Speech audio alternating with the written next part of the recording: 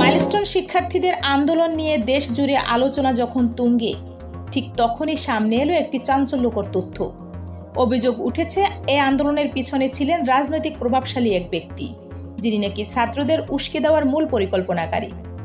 গোপন video footage, সামাজিক যোগাযোগ মাধ্যমে ছড়িয়ে পড়া বার্তা এবং প্রত্যক্ষদর্শীদের সাক্ষ্য অনুযায়ী জানা যাচ্ছে, মাইলস্টোন শিক্ষার্থীদের সাম্প্রতিক বিক্ষোভে যারা নেতৃত্ব দিয়েছে তাদের অন্যতম উস্কানিদাতা ছিলেন যুবলীগের এক নেতা, যার নাম রাফি।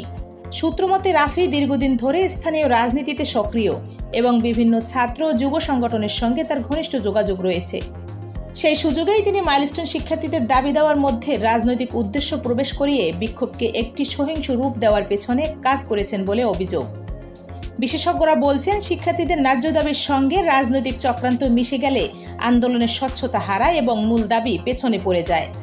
এদিকে যুবলীগের কেন্দ্রীয় নেতারা জানিয়েছেন, রাফির বিষয়ে তারা অবগত নন এবং যদি প্রমাণ পাওয়া যায় তবে দলীয়ভাবে তার বিরুদ্ধে ব্যবস্থা নেওয়া হবে।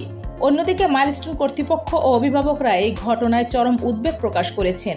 তারা মনে করেন, শিক্ষার্থীদের ব্যবহার করে কেউ যদি রাজনৈতিক ফয়দা লুটতে চায় তাহলে তা জাতির ভবিষ্যতের জন্য হুমকি স্বরূপ।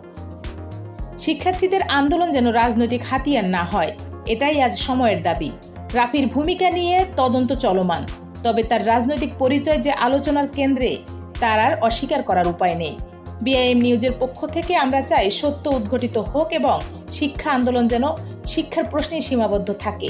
আপনারা দেখছিলেন বিআইএম নিউজ, সঙ্গে থাকুন। দেখা হবে পরবর্তী নতুন কোনো ভিডিওতে। ততক্ষণ সুস্থ থাকুন, ভালো থাকুন এবং নিরাপদে থাকুন।